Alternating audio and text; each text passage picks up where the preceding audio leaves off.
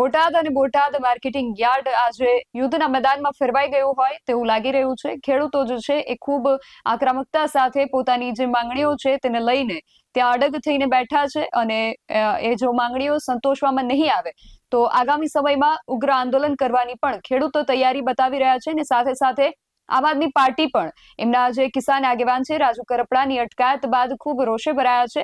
અને હવે ખેડૂતો અને આમ આદમી પાર્ટી આગામી શું પગલા લેશે એના વિશે વિગતે ચર્ચા કરવા માટે આજે આપણી સાથે આમ આદમી પાર્ટીના નેતા અને હવામાન નિષ્ણાંત એવા પરેશ ગોસ્વામી જોડાયા છે. પરેશભાઈ, બીએસઆઈ ટીવી ન્યૂઝમાં આપનું ખૂબ સ્વાગત છે. ગઈકાલથી જી બોટાદમાં નમસ્કાર। જે ચાલી રહ્યું છે, સૌથી પહેલા તો આપની આ વિષયને લઈને પહેલી પ્રતિક્રિયા શું છે? આ તો માત્ર પૂરતો પ્રશ્ન નથી બેન, આ તો દેશની અંદર આ સળગતો પ્રશ્ન જગતનો તાજ છે. એ રાત દિવસ મહેનત કરીને જે કપાસ હોય, મગફળી હોય, અનેક પ્રકારના ઉત્પાદનો જે ઉત્પાદન લઈ આવે છે, દરેક અંદર આ ભાવનો પણ પ્રશ્ન છે. અને જે આ મુદ્દો છે અત્યારે કડદાનો મુદ્દો છે. કડદો એટલે શું? આમ તો સામાન્ય માણસને ખબર નહીં હોય. કડદો વસ્તુ એવી છે બેન કે જ્યારે પણ ખેડૂત છે પોતાનો કપાસ લઈ અને માર્કેટિંગ કમિશન એજન્ટ હોય, ત્યાં વેપારી હોય, જે કમિશન એજન્ટ છે એ સોદો કરાવે છે. દાખલા તરીકે સમજી 1100 આ સોદો થઈ ગયો છે. આ ₹100 થઈ ગયા પછી જે માર્કેટિંગ યાર્ડ છે એના તરફથી એક ઠરાવ પાસ કરવામાં આવેલો છે. બોટાદ માર્કેટિંગ યાર્ડ તરફથી જે ઠરાવ પાસ થયો એવો છે કે યાર્ડ થી લઈને 6 કિલોમીટર એરિયામાં જો કોઈ પણ જીનિંગ મિલ આવેલું હોય તો ખેડૂતે એ માલ ભરી અને ત્યાં એને સપ્લાય કરવાનું રહેશે. એટલે 6 કિલોમીટરનો એરિયો હોય ત્યાં સુધી ખેડૂતે ત્યાં જઈ અને માલ આપવાનો હોય છે. હવે ઘણી વખત એવું બને છે કે અત્યારે જે મિલરો છે, જે જીનિંગ મિલ છે, એ 6 કિલોમીટર કરતા પણ વધારે અમુક નવા મિલો ચાલુ થયા છે. એ લગભગ આપણે કહી શકાય કે 8 કિલોમીટર, 10 કિલોમીટર, 12 કિલોમીટર આટલું અંતર હોય છે. એટલે એક તો વાત એ છે કે આ દૂરનું અંતર છે, એ માલ ત્યાં સપ્લાય કરવા માટે ખેડૂતને ટ્રાન્સપોર્ટિંગ ખર્ચો પણ વધી જાય છે. બીજું, આ કડદો છે આજથી લગભગ 10 વર્ષ પહેલા આની સિસ્ટમ છે. પણ જ્યારે શરૂઆતમાં જે કડદાની સિસ્ટમ શરૂ હતી ત્યારે એમાં નિયમ એવો હતો કે કોઈ પણ કપાસ છે એ ખેડૂત લઈને જાય અને વેપારી ખરીદે. માની લઈએ કે ₹1100 સોદો થયો છે, એ જ્યારે જીનિંગ મિલમાં એનું સપ્લાય કરે ત્યાં માલ લે છે. ત્યાં ગયા પછી કદાચ માલની ક્વોલિટીમાં 2 થી 5% વેરિએશન હોય તો એ મળે ₹2 કે ₹5 વધીને ₹10 સુધી એ જીનિંગ મિલ હોય એની રકમ છે એ કાપવાનો અધિકાર, એવું માનવામાં આવ્યું હતું. એટલે ₹2-5 સુધી કાપતા હતા ત્યાં સુધી ખેડૂતોનો કોઈ પ્રોબ્લેમ નહોતો. આ ધીમે ધીમે આ કડદાની જે રકમ હતી એ વધતી ગઈ એટલે આ વર્ષે આ હદ ત્યાં થઈ છે. અત્યારે એક ખેડૂતના ખાતામાંથી એક ખેડૂત જયારે કપાસ લઈને આવે છે તો કપાસના એક મણમાંથી 100, ₹125 અથવા તો ₹150 જેવી મોટી રકમ કાપવામાં આવે છે. એટલે કે સ્વાભાવિક રીતે કોઈ ખેડૂતનો જે સોદો છે એ ₹1100 થયો હોય, જ્યારે જીનિંગ મિલમાં સપ્લાય કરે ત્યાં માલ નાખવા જાય છે, એ 5-6 એરિયામાં હોય ત્યાં, તો ત્યાં વેપારી માલ પડાવી લેવા માટે થઈને એવો એક ઇસ્યુ ઉભો કરે છે કે તમારો માલ છે ક્વોલિટીમાં જે આપણે જોયું હતું એ મુજબનો નથી, એટલે ₹150 કાપવામાં આવશે. ₹150 એક મણના કાપે છે બેન, ત્યારે ₹1100 વાળો ભાવ છે એ એટલે ખેડૂતને આમાં ખૂબ મોટાની છે. ખેડૂતો આમાં પાયમાલ થઈ રહ્યા. અને બીજી વાત એ છે કે કડદો છે જે ક્વોલિટીનો ઇસ્યુ છે, વાસ્તવમાં એવું છે પણ નહીં. ઠીક છે, 2-5% માલમાં કદાચ ક્વોલિટીમાં પ્રોબ્લેમ હોય, પણ બધા જ ખેડૂતોને પ્રોબ્લેમ શક્ય નથી. ને એમાં પણ ચાલુ વર્ષની વાત કરવા જઈએ તો ચાલુ વર્ષે કપાસ, મગફળીને જે કાંઈ ઉત્પાદન છે, છતાં પણ આ મિલરો છે, વેપારીઓ છે, એ માલ ખેડૂત પાસેથી સસ્તા ભાવે પડાવી લેવા માટે થઈને ક્વોલિટીનો ઇસ્યુ ઉભો કરી અને એક મણમાં ₹100 થી ₹150 જેવો ભાવ આપવામાં આવે છે. મહત્વનું એ પણ છે કે યાર્ડના નિયમ છે અને યાર્ડમાં જે પણ હરાજી થતી હોય એ ખેડૂત માટે યાર્ડ બનાવવામાં આવેલા છે. આ યાર્ડની અંદર જે વેપારી ખરીદી કરે છે તો એને જે સેમ્પલ હોય પેલા ચેક કરવાનું હોય.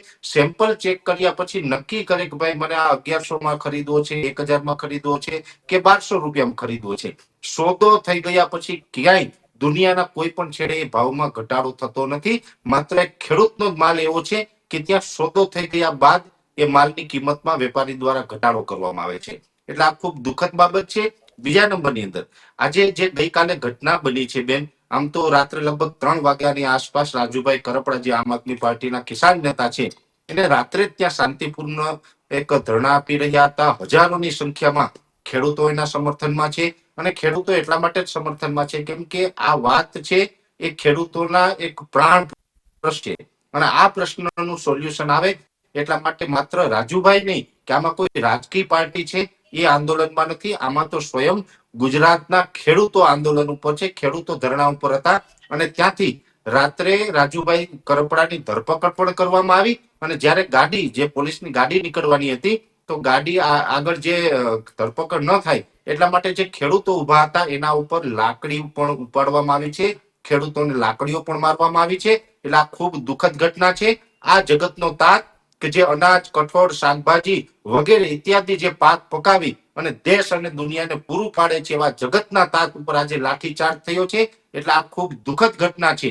અને બીજા નંબરની અંદર અત્યારે જે માર્કેટિંગ યાર્ડો છે, યાર્ડ છે ખેડૂત માટે બનેલા છે, છતાં પણ આજની તારીખે આ પ્રશ્ન જો ખેડૂતો ઉઠે તો પોલીસ છે અત્યારે યાર્ડ તરફ જતા દરેક ખેડૂતને રોકી રહી છે, યાર્ડમાં જવા નથી દેતી અને કદાચ કોઈ ખેડૂત છે હિંમત કરીને ત્યાં આગળ જવાનો પ્રયાસ કરે છે તો એના વાહનો ડિટેન કરવામાં આવે છે, વાહનો રોકી અને એને કોઈ પણ મેમો આપવામાં આવે છે અને ખેડૂતોને ત્યાં હેરાન કરવામાં આવે છે. ખેડૂત યાર્ડ તરફ ન જાય એવા પૂરતા પ્રયાસ છે અત્યારે પોલીસ પ્રશાસન કરી રહ્યું છે. એટલે આ પોલીસ પ્રશાસન છે આમ તો પણ આધીન છે, સત્તા હોય છે એના આધારે હુકમ કરતા હોય છે. એટલે એક પ્રકારે કહી શકાય કે પોલીસ આમાં હાથો બની રહી અને ખેડૂતોનો જે અવાજ છે એ ખેડૂતોનો અવાજ દબાવવાનો અત્યારે સત્તા પક્ષ એટલે કે ભારતીય જનતા પાર્ટી પ્રયાસ કરી રહી છે. અત્યારે આ પ્રશ્ન છે આમ જોવા જઈએ તો ડાયરેક્ટ સરકાર સામે નથી અત્યારે અને વેપારી વચ્ચેની આ લડાઈ છે. કેમ કે ભાવ ઓછા કોણ કરે છે? એટલે જેનો ઉપાડ્યો છે એ વેપારી વિરુદ્ધનો પ્રશ્ન છે. છતાં પણ સરકાર છે વેપારીનો સહકાર આપે છે, વેપારીને સાથ આપે છે અને વેપારી માટે ખેડૂતો ઉપર લાઠીઓ વરસાવે છે અને ખેડૂતોનું આંદોલન તોડવાનો પ્રયાસ કરી રહી છે. બેન જી, અને પરેશભાઈ, અત્યારે જે રીતે સૌથી પહેલો પ્રશ્ન તો એ જ છે કે કપાસ પર આયાત ડ્યુટી જે છે એ સાવ 0% કરી દેવામાં આવી છે અને ઉપરથી આપણા અહીંયાના જે ખેડૂતો છે એ જ્યારે કપાસ વેચવા જાય છે ત્યારે એમની ઉપર આ કડદા પ્રથાના નામે એમને લૂંટવામાં આવે છે. કેટલું યોગ્ય કહેવાય? બિલકુલ યોગ્ય નથી બેન. આમ તો આ જે પ્રધાનમંત્રી છે મેક ઇન ઇન્ડિયાની વાત કરે છે, દેશના પ્રધાનમંત્રી છે એ સ્વદેશી પ્રોડક્ટ વાપરવાની વાત કરે છે અને એક બાજુ જે અમેરિકાથી જે કપાસ આયાત છે એના ઉપર ડ્યુટી છે ઝીરો કરવામાં આવી છે. ઝીરો ડ્યુટી કરશે એટલે ત્યાંથી કપાસ છે આપણા વેપારીઓ છે ભારતનો કપાસ નહીં ખરીદે, અમેરિકાનો કપાસ છે તો અમેરિકાનો આપણે સ્વદેશી ગણીશું અથવા તો બીજા અન્ય દેશમાંથી જે વેપારીઓ કપાસ મળશે એને શું ગણીશું. એટલે એક તો પ્રધાનમંત્રીના જે સૂત્ર સ્વદેશી અપનાવો એના ઉપર પણ વાંચો છે. બીજા નંબરની અંદર કે જે અત્યારે જે કપાસ જે પકાવીને લઈ આવ્યો અને એમાં પણ ગુજરાત અને ભારતનો જે કપાસ છે એ દુનિયાની અંદર સૌથી શ્રેષ્ઠ ગુણવત્તા વાળો કપાસ છે. છતાં પણ ખેડૂતને આપણા રાજ્યના કે આપણા દેશના ખેડૂતોને પૂરતા ભાવ ન મળે એટલા માટે થઈને કપાસ ઉપર ડ્યુટી છે ઝીરો કરીને વિદેશથી કપાસ આયાત કરવાની નોબત આવી છે. બીજી વાત એ છે કે અત્યારે જે કપાસ પકાવવો ઘણો બધો થઈ ગયો છે. આપણે વાત કરવા જઈએ છેલ્લા 10 વર્ષની બેન, એક દાયકાની અંદર રાસાયણિક ખાતર હોય જેમાં યુરિયા, ડીએપી, ત્યાર પછી જે કેમિકલ પેસ્ટિસાઇડ છે આ દરેક કેમિકલ ફર્ટિલાઇઝર, કેમિકલ પેસ્ટિસાઇડ છે એની અંદર લગભગ 50% થી લઈ 60% સુધીનો ભાવ વધારો આવી ચૂક્યો છે. આ વધારો આવ્યો છે. કપાસની વાત કરવા જઈએ તો લગભગ મને યાદ છે 2014 ની અંદર 1400 રૂપિયા કપાસનો ભાવ હતો. તો આજે 2025 આવી એટલે 11 વર્ષ પછી 1400 ના 50% એમાં વધારે તો એવી અપેક્ષાથી આજે કપાસનો ભાવ ઘટી ગયો છે. બેન, કપાસનો ભાવ છે એ 10 વર્ષ પહેલા હોય એના કરતા અત્યારે તો આ ખેડૂત કેવી રીતે જીવી શકશે? સ્વાભાવિક છે કે 10 વર્ષ પહેલા આજથી 10 કોઈ પણ તમે પ્રોડક્ટની જે ચેક કરી લેજો, મોટરસાયકલ હોય, 4 વ્હીલ કાર છે, જે આપણે ચશ્મા બેન આપતા છે અથવા તો ડીઝલ છે, કોઈ મકાન છે, જમીનો છે, કોઈ પણ પ્રોપર્ટી દરેક જગ્યાએ છેલ્લા 10 વર્ષની અંદર ભાવ વધારો થયો છે. લગભગ કરતા ડબલ ભાવ થઈ ચુક્યા છે અને ખેડૂતના કપાસનો ભાવ 1400 હતો કે 1000-1100 એની આસપાસ આવ્યો છે. થી રૂપિયાનો ભાવ ઘટાડો થયો છે. એટલે આ તો ખૂબ દુઃખની અને શરમ કહેવાય. બીજું, બે માત્ર કપાસ પૂરતો પ્રશ્ન નથી. કરદાનો જે પ્રથા કહીએ એની અંદર છે, તો મગફળીની અંદર કડની પ્રથા છે. એને કડ મગફળી હોય એ જે એક કટ્ટાની અંદર જયારે વેપારી મગફળીનું વજન કરીને એમાં ભરે છે, ત્યારે એક કટ્ટા 36 કિલો અથવા તો 40, મગફળીનું વજન વધારે હોય તો 40 કિલો આવી જાય. નકર જો મગફળી વજનમાં હળવી હોય તો 36 કે 38 કિલો એક કટ્ટાની અંદર સમાતી હોય છે. ત્યારે આ મગફળી વેપારી જોખી લે છે. માની લ્યો કે કોઈ છે 40 કિલો એક કટ્ટાની અંદર ભરી લીધી છે, તો એની અંદર કડ પ્રથા રાખવામાં આવેલી છે. કડ એટલે કે જે મગફળીની અંદર થોડી ઘણી પણ માટી લાગેલી હોય, કચરો હોય, તો એ કચરો છે 500 ગ્રામ તો એવરેજ ચાલે છે બેન. 500 ગ્રામ એ કટ કરી લેવાનું. એટલે કે એક કટ્ટાની અંદર 40 કિલો ભરેલી હોય તો ખેડૂતને પૈસા કેટલાના મળશે? તો કે 39 કિલો ને 500 ગ્રામના. 500 ગ્રામ મગફળીના પૈસા કાપી લેવામાં આવે છે વેપારી દ્વારા. અને ઘણી વખત આ તો મિનિમમ 500 ગ્રામ છે બેન. બાકી ઘણી વખત 1 કિલો થી લઈને 1.5 કિલો સુધી પણ મગફળીની અંદર કડ કાપવામાં આવે છે. અને કડના નામે ખેડૂતોને લૂંટવામાં આવે છે. ખેડૂતોના મગફળીના પૈસા કાપી લેવામાં આવે છે. એવી જ રીતે અન્ય પાક હોય તો અન્ય પાકમાં પણ અત્યારે આવી બધી સમસ્યાઓ ચાલી રહી છે. એટલે અત્યારે જોવા જઈએ તો આ જે મુદ્દો છે એ માત્ર કપાસનો નથી. ઠીક છે કે માર્કેટિંગ યાર્ડની અંદર જે એક વિડીયો વાયરલ થયો હતો, ખેડૂત દ્વારા વિડીયો વાયરલ કરવામાં આવ્યો, પછી દરેક ખેડૂતો જાગૃત થયા. આ જે વાત આંદોલન સુધી પહોંચી. પણ આ તો વિડીયો વાયરલ થયો એટલે કપાસની બાબત હતી, એટલે કપાસનો મુદ્દો સામે આવ્યો છે. આ પ્રોબ્લેમ માત્ર કપાસમાં નથી. કપાસ, મગફળી હોય, શાકભાજી હોય, અથવા તો જે કઠોળ હોય, સોયાબીન હોય, ડુંગળી હોય, દરેક વસ્તુની અંદર બેન આ પ્રશ્ન અત્યારે જોવા મળી રહ્યો છે. જી પરેશભાઈ, પ્રશ્નો તો ઘણા બધા છે, પણ અંતમાં એ પ્રશ્ન કે હવે આમ આદમી પાર્ટી આગામી સમયમાં શું પગલાં લેશે? બેન, આમ આદમી પાર્ટી કરતા ખેડૂત શું પગલા લેશે ને એ ખૂબ મહત્વનું અહીંયા છે. ખેડૂત અત્યારે પૂરેપૂરા મૂડમાં છે કે એની સાથે અન્યાય થાય એ બિલકુલ સહન કરી લેવામાં નહીં આવે. જેવી રીતે આ બોટાદની અંદર આ જે બન્યું છે ને, બોટાદની અંદર જયારે ખેડૂતોએ આંદોલન ઉભું કર્યું ત્યારે એ આંદોલનને ક્યાંય કચડવાનો પ્રયાસ કરવામાં આવી રહ્યો છે. ત્યારે અત્યાર સુધી તો ઘણા બધા જે નાગરિકો હોય, નેતાઓ હોય, એ એક શબ્દ સાંભળતા હતા. જ્યારે પણ વિસાવદરની ચૂંટણી પૂર્ણ થઈ, ત્યાં ગોપાલ ઇટાલિયાની જીત થઈ, ત્યાર પછી એવું એક સૂત્ર ફેમસ થયું છે કે હવે વિસાવદર વાળી કરવી જોશે. આ વિસાવદર વાળી જોશે ને એવું જ સૂત્ર આજથી એક માર્કેટમાં નવું ચાલુ થઈ ગયું છે.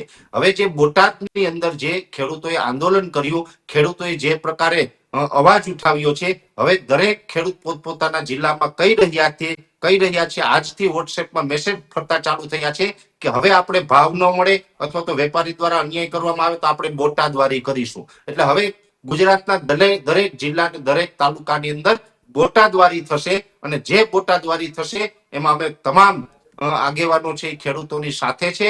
ખેડૂતોને ક્યાંય પણ અન્યાય થતો હશે ત્યાં અવાજ ઉઠાવશું. હમણાં અમારું પણ એક જુનાગઢની અંદર પણ એક પ્લેટફોર્મ તૈયાર થઈ રહ્યું છે. જુનાગઢની અંદર જે મગફળીના ટેકાના ભાવે, જે કેમ કે જુનાગઢ છે ગુજરાતની અંદર મગફળીનું ઉત્પાદન કરતો સૌથી શ્રેષ્ઠ જિલ્લો ગણવામાં આવે છે. જુનાગઢની અંદર મગફળી સંશોધન કેન્દ્ર પણ છે. જે મગફળીના જે બિયારણો આવે છે, મોટા ભાગના બિયારણોના સંશોધન છે એ જુનાગઢની અંદર થાય છે. અને મગફળી માટે જાણીતું જે જિલ્લો છે, તો આજે મગફળીના ટેકાના ભાવની અંદર પણ ખેડૂતો સાથે અન્યાય થવાનો છે. બેન, મગફળીનું તમને થોડુંક વિશેષથી વાત કરી દઉં. આના માટે પણ રાજુભાઈ કરપડા હોય, ગોપાલભાઈ ઇટાલિયા હોય, પ્રવીણભાઈ રામ હોય કે હું પોતે હોય, અમે બધા જ આના માટે થઈને આવનારા સમયની અંદર એક તખ્તો તૈયાર કરી રહ્યા છે. મગફળીનું ગયા વર્ષની વાત કરવા જઈએ તો ગયા વર્ષે 2024 ની અંદર ગુજરાતની અંદર મગફળીનું ઉત્પાદન આવ્યું હતું 44 લાખ મેટ્રિક ટન. એની સામે આ વર્ષે સરકારી આંકડા મુજબ ઉત્પાદન આવવાની શક્યતા છે 66 lakh metric ton. 22 lakh metric ton ઉત્પાદન વધવાનું છે. શા માટે વધવાનું છે? તો કે ગયા વર્ષે જે મિત્રોએ કપાસ વાવેલો હતો અથવા અન્ય પાક વાવેલા હતા એમાં સારા ભાવ ન મળવાને કારણે આ વર્ષે મગફળીનું વાવેતર કર્યું હતું. એટલે મગફળીનું વાવેતર વધ્યું, સ્વાભાવિક રીતે વધવાનું છે. બીજા નંબરની અંદર અત્યારે સરકારે ટેકાનો ભાવ જે જાહેર કરતી હોય, ગયા વર્ષે 1350 રૂપિયા જાહેર કર્યો હતો. આ વર્ષે 1453 રૂપિયા સરકારે ટેકાનો ભાવ જાહેર કરેલો છે. અત્યારે યાર્ડોની અંદર નબળી મગફળી હોય તો 700-800 રૂપિયામાં ખરીદવામાં આવે છે. સારી કદાચ હોય તો 900 કે 1000 રૂપિયામાં યાર્ડ ખરીદે છે. એની સામે સરકારનો જે ભાવ છે ₹1453 ત્યારે ખેડૂતને એક અપેક્ષા હોય કે અમારી મગફળી જે કાયદા મુજબ જેટલી ટેકાના ભાવે વેચાતી હોય એટલી વેચી નાખીએ, જેથી કરી અને અમને એટલી મગફળીના ભાવ છે એ સારા પડીએ, બીજી મગફળીના ઓછા મળશે તો ચાલશે.